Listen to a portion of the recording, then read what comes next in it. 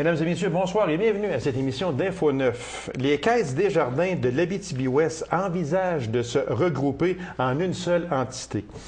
Quels seraient les avantages d'un tel regroupement? Alors, pour nous en parler, je reçois le directeur de la Caisse de Lassar, M. Marco Boucher, et le président de la Caisse du Sud de l'Abitibi-Ouest, également porte-parole, M. Guy Fortin. Messieurs, bonsoir. Bonsoir.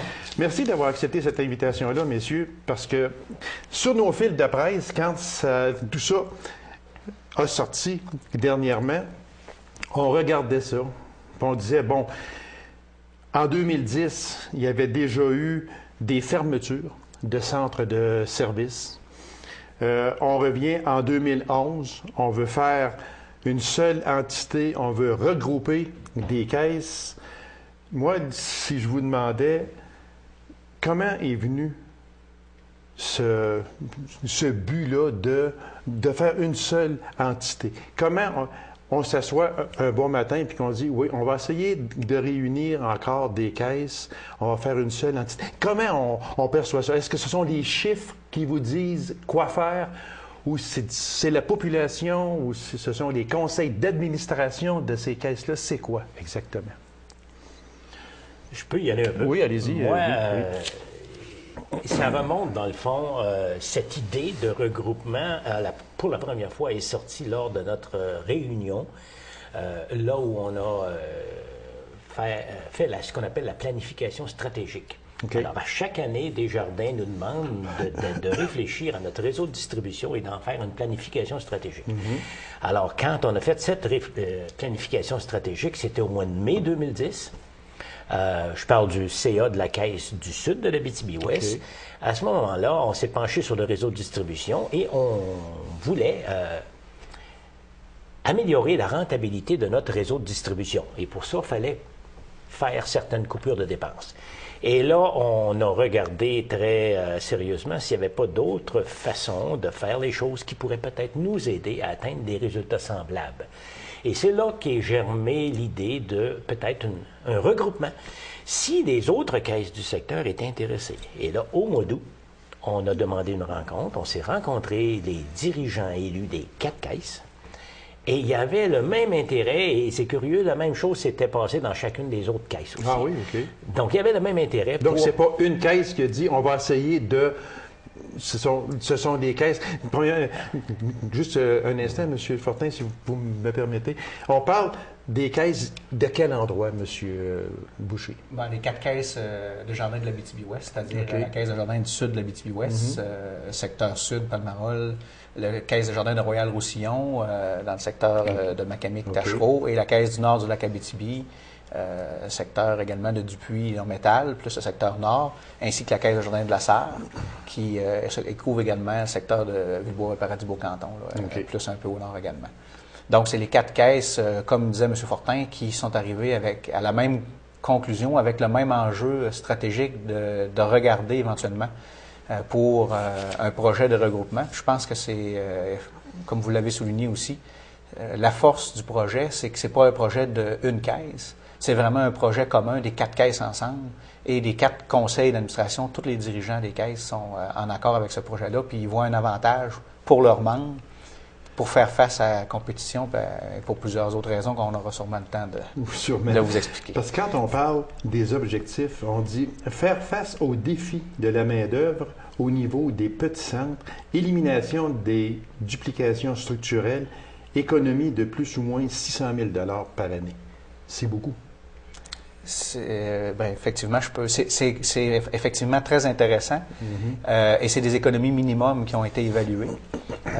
Et c'est vraiment en maintenant la présence de Desjardins dans tous les endroits actuellement desservis, en maintenant l'ensemble du personnel, juste en éliminant vraiment des activités qui doivent être faites 4 fois à chaque endroit. Que ce soit des fins d'année financières, par exemple. Il faut produire des états financiers annuels vérifiés. On a beaucoup de réglementations également, comme institution financière, l'Autorité des marchés financiers, etc. Donc, ce projet-là nous permettrait d'éliminer, parce qu'il est conditionnel à l'approbation des membres. Oui, c'est ça. On va y arriver Justement, aussi, on et va à en certaines venir. autres conditions. Mais là, Mais donc, juste en éliminant ça, on économise là, plus de 600 000 par année. c'est là que j'ai un petit peu de misère, moi, et je me mets dans la peau du simple commun des mortels qui voudraient avoir aussi des précisions.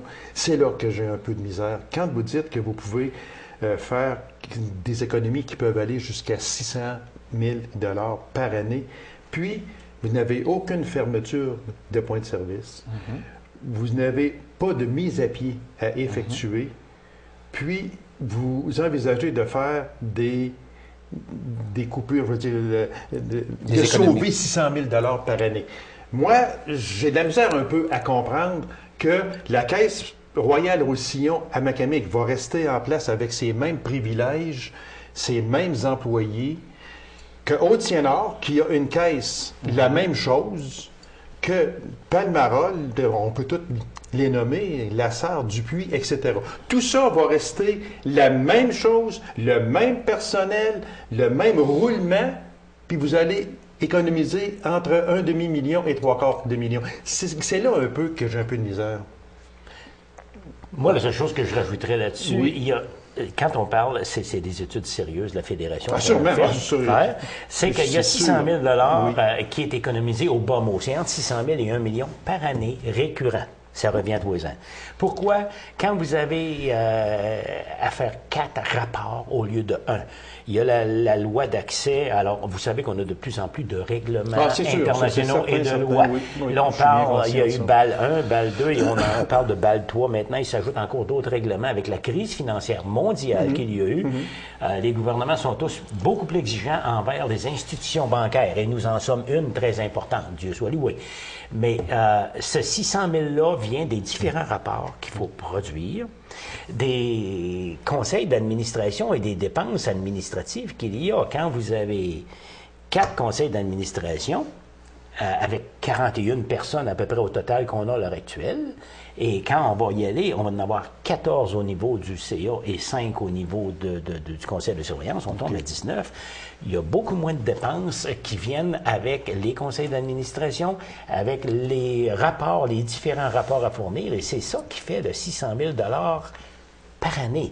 Et au bout de 10 ans, 600 000, ça vient de faire 6 millions de moins de dépenses inutiles qui sont dans les poches de nos membres. Et c'est ça qui est important. Expliquez-moi une chose. Le rôle du directeur de ces centres de services-là, on va prendre juste un exemple, parce que c'est ma caisse à moi, Royal Roussillon.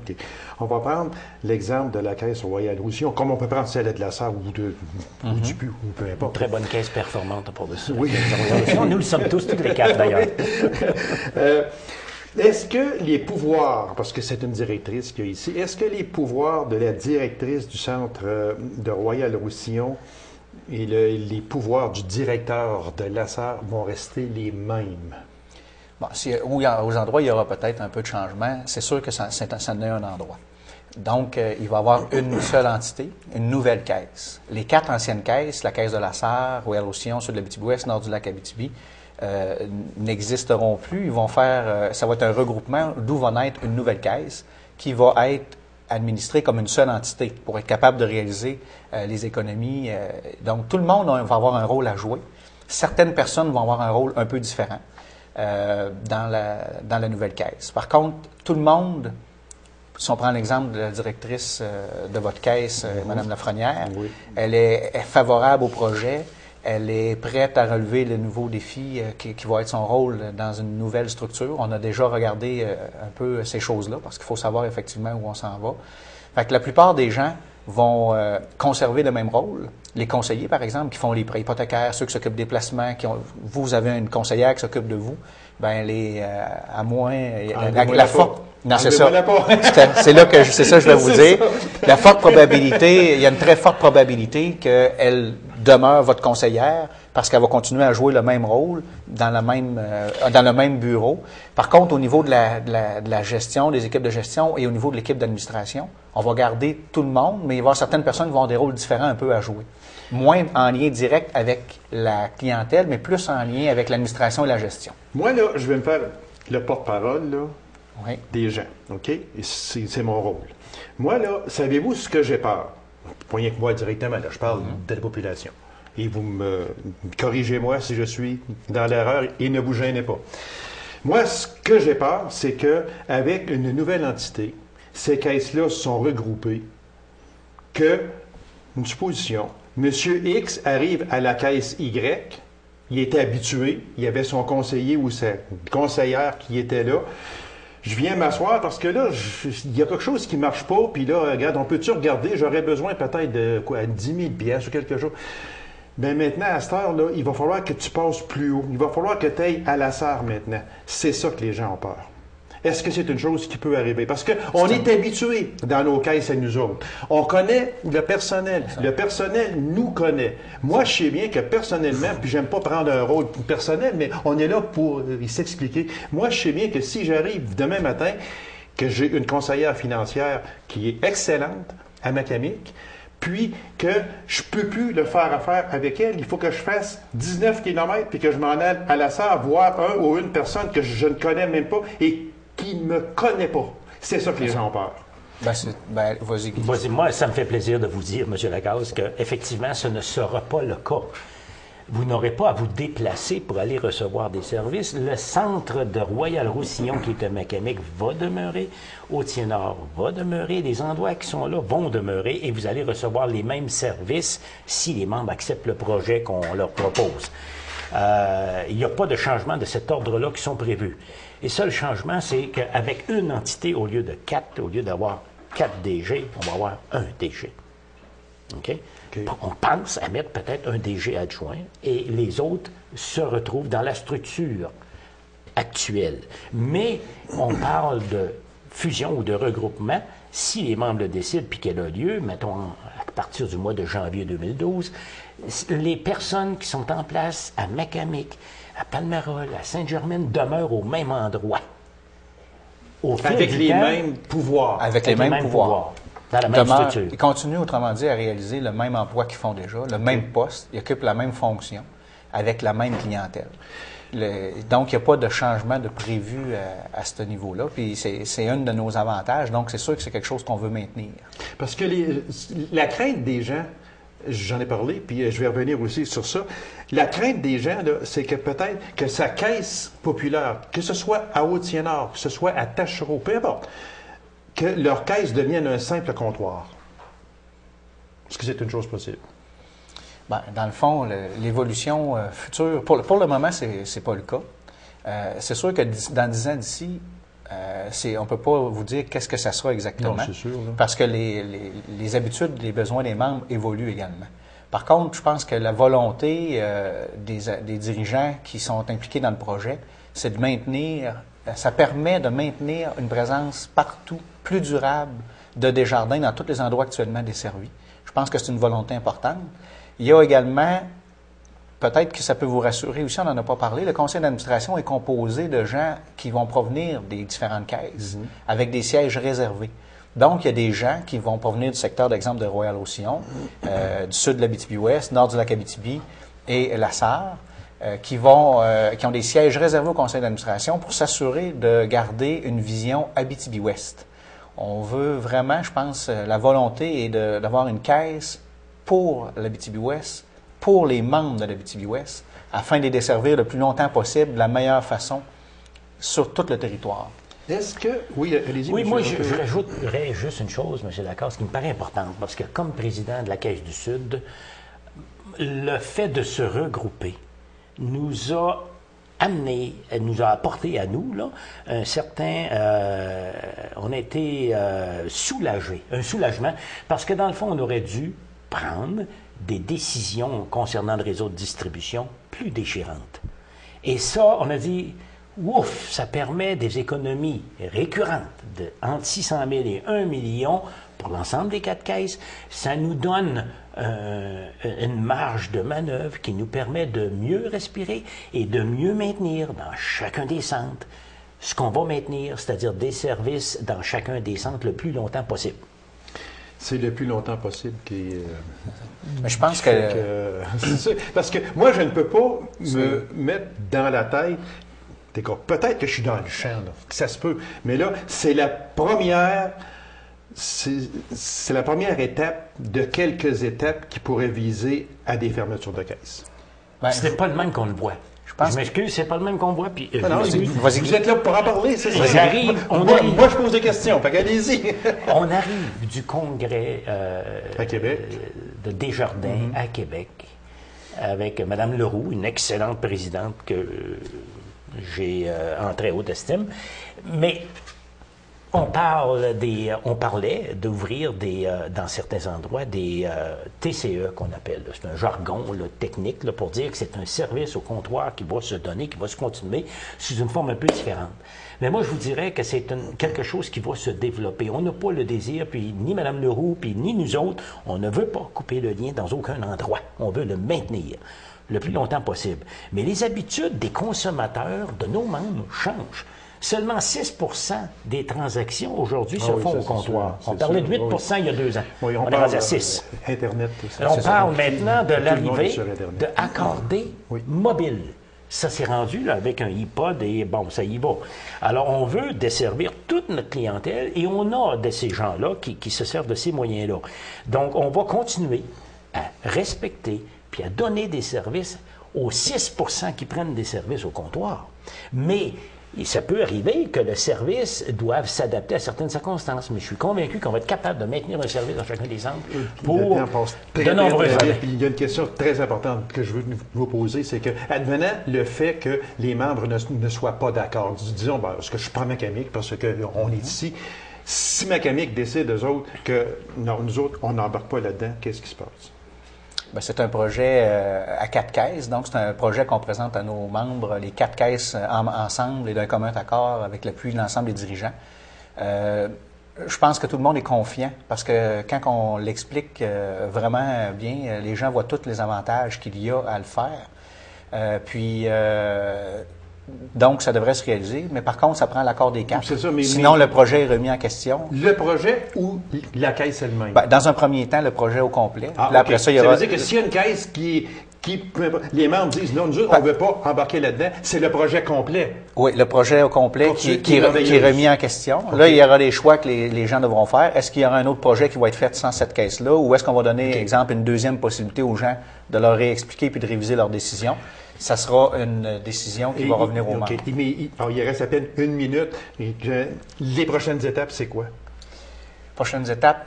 Bien, les prochaines étapes, c'est les soirées d'information aux membres. Après, nous avons certaines autorisations légales à obtenir parce qu'il y a des processus légaux. Donc, c'est en cours de route. Au mois de mai, on pense être en mesure d'obtenir ça. Donc, fin mai, probablement, si toutes les autorisations sont obtenues, des rencontres d'information avec les membres et mi-juin, les assemblées générales extraordinaires pour prendre la décision avec les membres. Messieurs, c'est tout le temps. C'était très intéressant, mais on va vous suivre de près. Puis, à l'automne, on va vous réinviter également à savoir où le projet est rendu, si c'était accepté ou pas. On va vous suivre, puis on va suivre tout ça ensemble.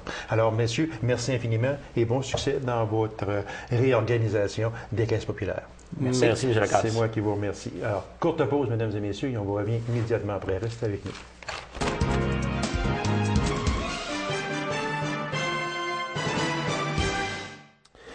Le 6e Salon des animaux de compagnie de l'Abitibi-Témiscamingue se tiendra prochainement à l'aréna Jacques Lapérière. Alors, pour nous en parler, je reçois le gérant des arénas de Rouyn-Noranda, M. Paul Urtubise. M. Urtubise, bonsoir. Bonsoir, Gaby. Merci d'avoir accepté cette invitation-là, M.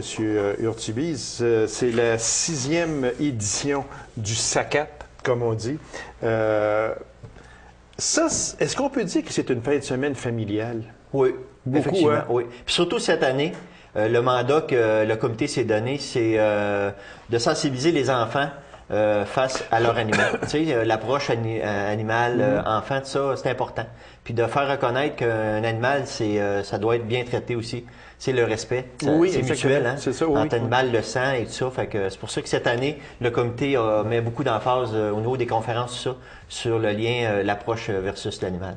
Parce que moi, j'y vais à chaque année, puis c'est vrai, on regarde la physionomie des enfants qui sont sur le parquet, là. Puis on voit là, la joie dans le visage de ces enfants parce qu'on va parler des espèces d'animaux, parce qu'il ne faut pas penser là qu'on va là, on va aller voir des chats puis des chiens.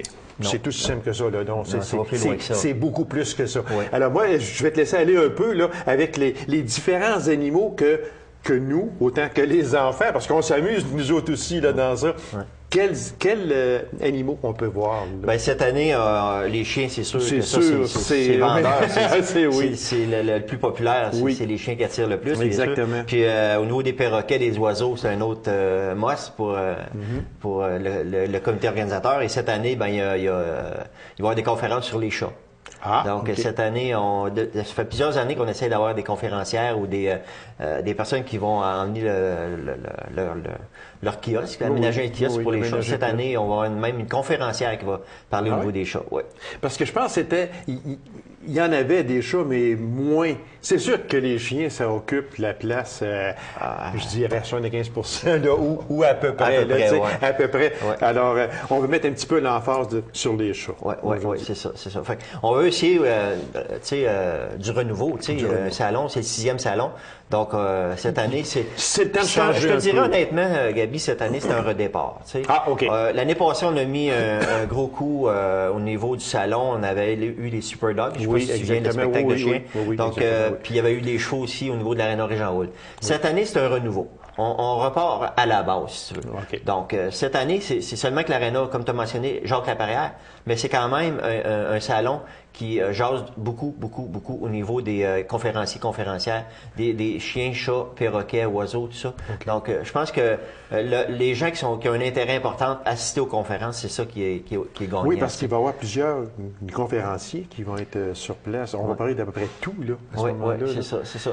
Tu te souviens de la scène, il y a une scène aménagée exprès pour les conférencières. Oui. Donc, la scène qu'on appelle la scène Disco au Québec, qui est commanditée par monsieur... dont j'oublie le nom, là. Okay. Mais c'est ça, c'est que les conférencières vont être installées là avec un système de son, donc c'est vraiment pour les gens qui vont être sensibilisés aux conférences. Quand on dit, là, vous repartez, autrement dit, là, bon, 5 ans, on s'est rodé, on a fait ça pendant 5 ans, on a amélioré le salon pendant 5 ans. Là, on s'assoit après 5 ans. Est-ce qu'on fait une 6e année? Oui, on en fait une, mais il va y avoir des changements. Ouais. Alors, on invite les gens à aller voir les changements que vous avez apportés lors de cette première édition, de la 2e édition, si vous voulez. Et en même temps, on va souligner le premier anniversaire de Woofy. Hein? La nouvelle mascotte, la mascotte on l'a présentée lors des matchs Huskies aussi à quelques occasions en la compagnie Lappy sur la glace. Oui. Donc cette année, c'est le premier anniversaire de Woofy. Donc le samedi matin, lors de l'ouverture, Woofy va accueillir les gens et les 100 premières personnes qui vont arriver au Salon des animaux seront accueillies par Woofy, puis il y aura un cadeau de remis à chaque personne, les 100 premières personnes. Les 100 premières personnes. Tu sais, on parlait des enfants tantôt, donc il y a ça, il y a encore cette année, il y a les jeux gonflables qui est nouveau, je crois, là. De mémoire, j'ai pas vu les jeux gonflables. Puis aussi le maquillage pour les enfants va être de retour cette année. Fait que, on essaie de le maquillage pour enfants, oui, c'est sûr. C'est vraiment là. C'est gagnant. Ah, c'est gagnant, oui, puis pas à peu près. Ouais. Est-ce que c'est donc dire, M. Urtubise, qu'à ce moment-là, n'ayant pas Régent Hall, on va lui couper probablement dans les chevaux, est-ce qu'il y aura des chevaux? Non, malheureusement, cette année, comme je mentionnais tantôt. Cette année, on repart à 9. C'est exclusivement sur l'Arena Jacques Laperrière. OK. Puis on vise 35 exposants. Okay. On a 30 à date. C'est quand même pas pire. Ça va bien. C'est bien. Donc, c'est pour ça qu'on demande aux gens, regardez, oui, on a peut-être diminué au niveau de l'ampleur. Mais si on pense aux chevaux, c'était beaucoup exigeant au niveau du comité organisateur. Tu sais, les paddocks, la scène, tout ça. Puis même, je vous dirais peut-être pour les exposants aussi, c'était beaucoup exigeant d'emmener les chevaux dans une aréna. Donc cette année, ils ont décidé d'être moins gourmands, puis de faire ça plus aisément. Puis les gens auront plus facilité à voyager, puis visiter les exposants. Moi, j'aimerais que l'on parle du programme, sans peut-être aller quand même assez vite. Je vais vous le laisser, Paul, ça. Et puis, avec les dates, on va commencer avec... OK. Ça débute le samedi 30 avril. OK. Donc, le salon débute à 10h avec l'accueil de Woofy pour son premier anniversaire. Démonstration de conformation canine. Madame Paiement, ça doit faire 4-5 ans qu'elle est avec nous. Elle donne un très bon spectacle. Elle donne un très bon spectacle. Ensuite de ça, il y a une démonstration d'obéissance avec Jennifer Trudel. Elle aussi est de retour cette année. Démonstration de chien guide, Mira. Oui. Tu sais, je te mentionnais avant la rencontre d'aujourd'hui, que Mira aura un plateau important cette année. Ben, c'est important, Mira. Ouais, c'est ça. très important. Puis je suis content que Salon en fasse mention. Oui, il faut leur donner un peu d'exposing parce que pour venir en aide à des gens peut-être moins chanceux que d'autres. Oui, exactement. Fait que conférence des perroquets avec Marie Choquette, elle vient de Montréal, donc c'est une madame qui est de retour pour une 3e année, puis oui, elle était là, qui est très appréciée. Donc il y a des ateliers. Le samedi, le SPCA aussi, je t'avais mentionné. SPCA, exactement, Le SPCA oui. donnera sa conférence aussi pour expliquer aux gens comment soit apporter ou adopter un animal. Donc la SPCA, on en retrouve partout en région. Donc vu que le Salon des animaux, c'est de l'Abitibi-Témiscamingue, oui. il y a des représentants de différents milieux qui vont être avec nous. Puis qui vont donner des conseils aussi, comment élever un chien en tout cas, ou peu importe. Et malheureusement, surtout donner un conseil que des fois, on veut se débarrasser de notre animal. C'est pas, regarde, on l'amène en arrière, paf, puis on le laisse là. Non. C'est Ou pas on ça, le donne dans le rang 5. Oui, exactement. Puis qu'il n'y a même pas de village, qu'il n'y a même pas de maison proche, là, il va mourir quand même, probablement. Agissons du côté humain. C'est le côté humain qui va être expliqué au niveau de la SPCA. Ils vont vous dire quoi faire à ce moment-là. C'est ça. Fait que pour le samedi, là, c'est de 10h à 20h. C'est une grosse journée pour les exposants.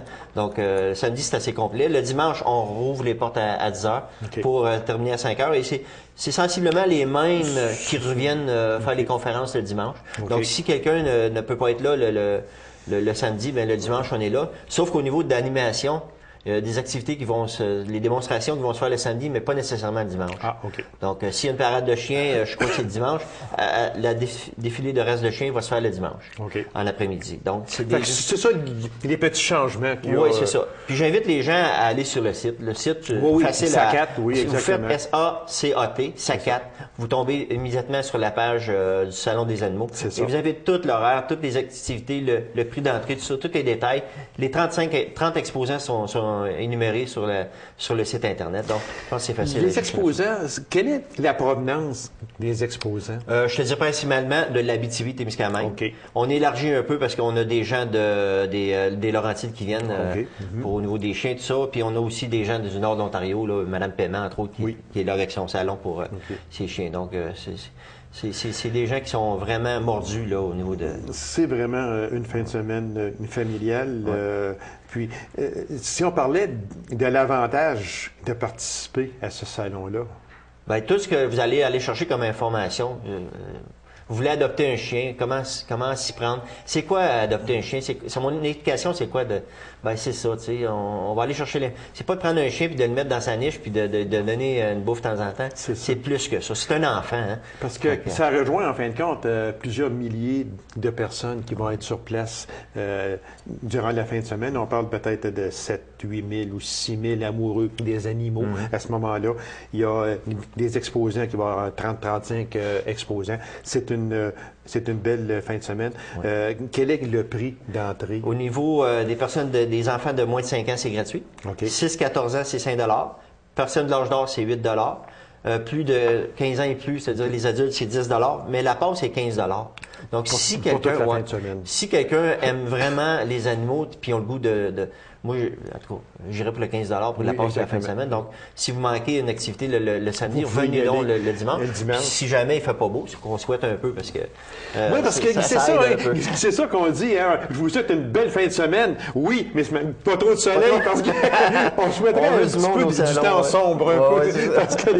Alors, on répète les dates très vitement. C'est le samedi 30 avril et le dimanche 1er mai à l'Aréna Jacques-Laperrière. Alors, mesdames et messieurs, on vous invite. C'est la 6e édition du SACAT, qui est le Salon des animaux de compagnie de l'Abitibi-Témiscamingue. Paul Urtubise, merci infiniment et tout le succès possible avec le SACAT. Merci, Gabi. C'est moi qui vous remercie. Alors, mesdames et messieurs, merci d'avoir été là. On vous donne rendez-vous à une prochaine émission de Info 9. Au revoir.